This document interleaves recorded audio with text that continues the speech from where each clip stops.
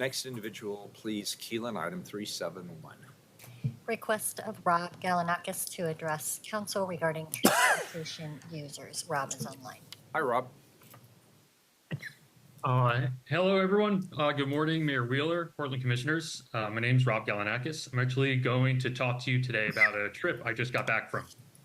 The city I visited was dynamic and vibrant, but just 5 years ago, its story was different. The city had, so to speak, run up a bill over previous decades, and that bill had come due. Failure to build housing during boom years led to astronomical housing costs and a homelessness crisis. The city had multiple years of record traffic violence. Infrastructure backlogs were massive. Transportation maintenance backlog was the size of the entire city budget.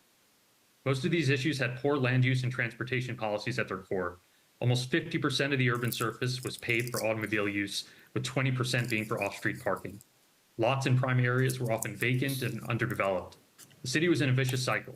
Expenses rose, maintenance was deferred, service delivery got worse, and revenue declined. City leaders faced overwhelming disapproval and clung to a status quo that no one was happy with. But 5 years ago, in the depth of crisis, leaders decided to pursue solutions they could implement immediately and work with the city's strengths rather than simply mitigate weakness. The first thing the city did was level with motorists about the cost of maintaining sprawling car infrastructure. For example, the budget for pavement maintenance was only enough to repave once every 300 years.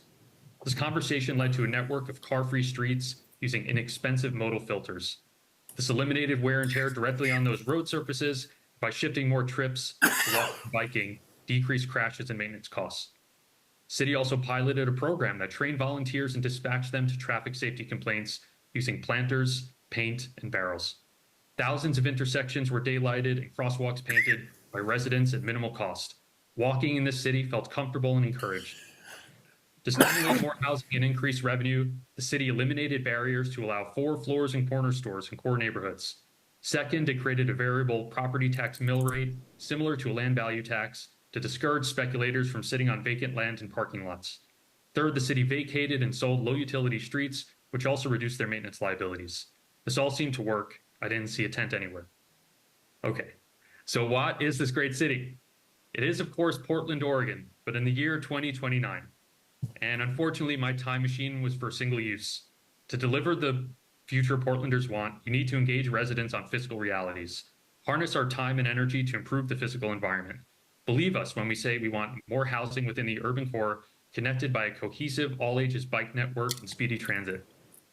Commissioners, I would ask that each of you think about one new program or innovation that would improve this city and do it before your terms expire. Let this lame duck term be a learning experience for our incoming council. Our city cannot afford 5 more years or even 5 more months of the status quo.